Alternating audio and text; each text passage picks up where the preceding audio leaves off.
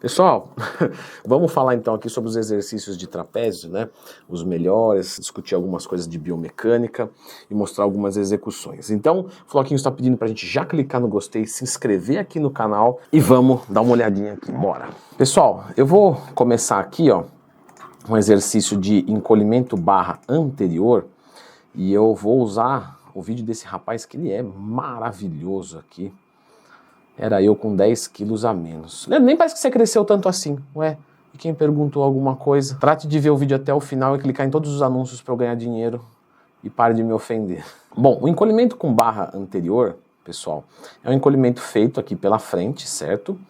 Então, nós temos aqui uma vantagem de conseguir usar uma carga muito alta, né? Então, por exemplo, quando eu vou prescrever às vezes treinamento para aluno meu, da consultoria, e eu passo encolhimento com halteres, a gente vai ver aqui sobre ele também, às vezes o aluno não consegue fazer porque falta peso na academia, não tem um halter tão grande, porque a gente movimenta cargas muito grandes.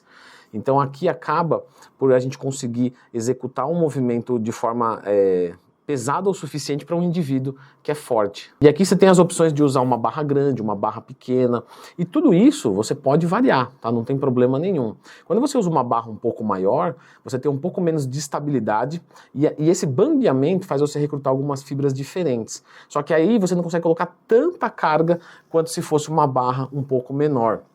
Então você consegue isolar mais esse movimento. Bom, esse daqui agora é o encolhimento com barra, só que ele é de forma posterior, né? Então ele vem por trás do corpo.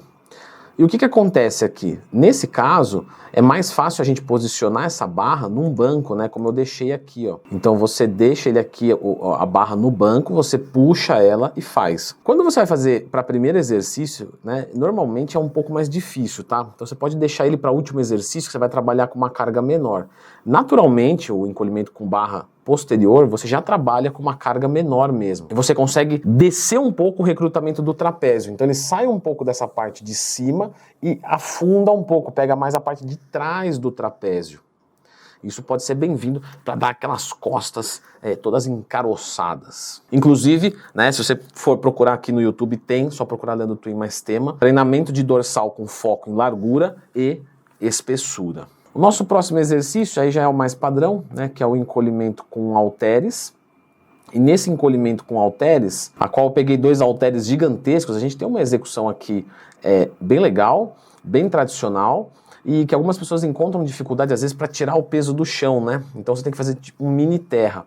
O que eu deixo como sugestão aqui, que não está no vídeo, mas que a gente poderia fazer?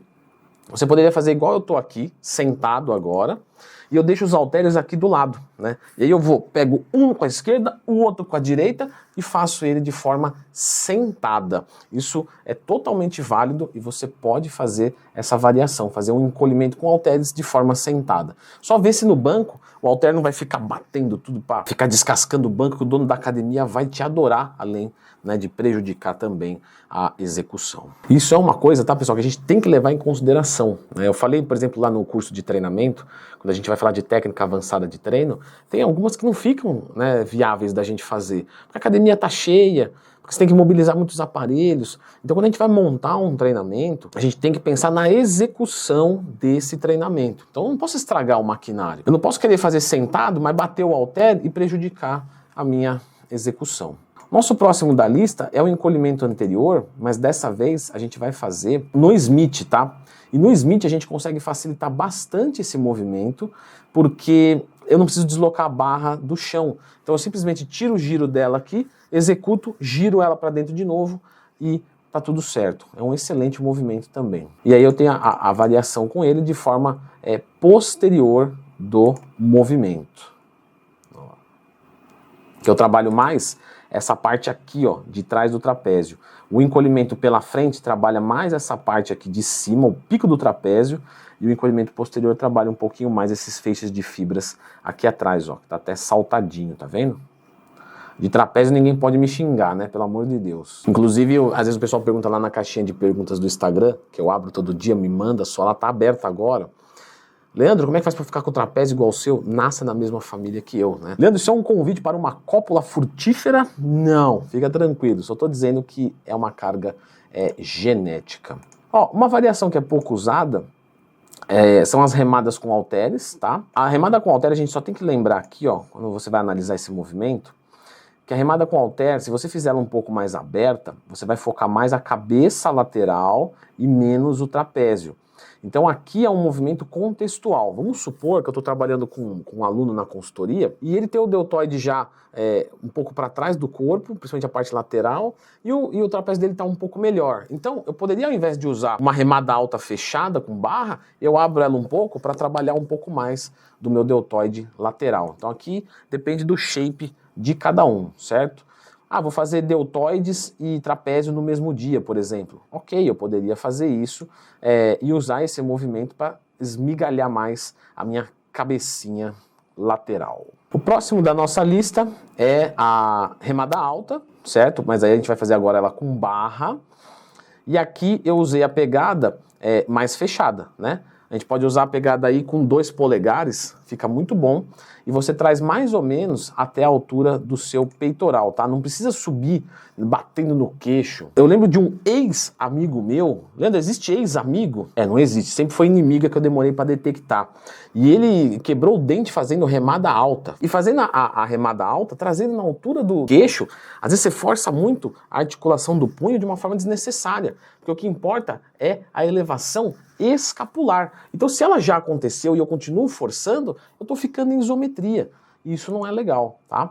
Aqui na remada barra, eu poderia fazer essa pegada também mais separada, para trabalhar mais a cabeça lateral. Quanto mais eu vou abrindo, mais eu vou tirando do trapézio e trazendo para o deltoide lateral. Então sim, se eu quisesse focar a minha cabecinha lateral do deltoide, eu poderia abrir um pouco mais essa pegada também na remada alta barra. E o mesmo vale para o cross, tá? O cross também é um excelente exercício para fazer remada alta.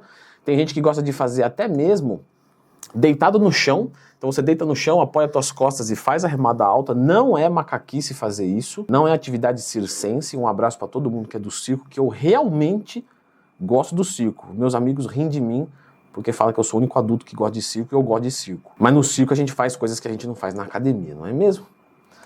Então aqui na remada alta no cross eu gosto muito, quando eu vou trabalhar com um aluno meu, eu vou passar, por exemplo, um drop set, porque aí é só ir reduzindo a carga e é muito mais fácil. Tira o pininho, põe no buraquinho, executa. Enfia no buraquinho e executa de novo. E aí você consegue fazer um drop set bem melhor. E o próximo aqui da lista é a remada alta no Smith, né? Onde eu vou fazer o mesmo distanciamento dos meus dedos aqui. E se eu abrir mais, eu foco mais a cabecinha lateral. E vou puxar, ó, não preciso puxar até em cima. Até a altura aqui do peitoral já está bom. Certo? Vou fazer o seguinte agora, pessoal. Vamos deixar aqui um vídeo de treinamento de trapézio, trapézio do cupim do boi. Pra você ficar assim, acabar com o pescoço mesmo, tá?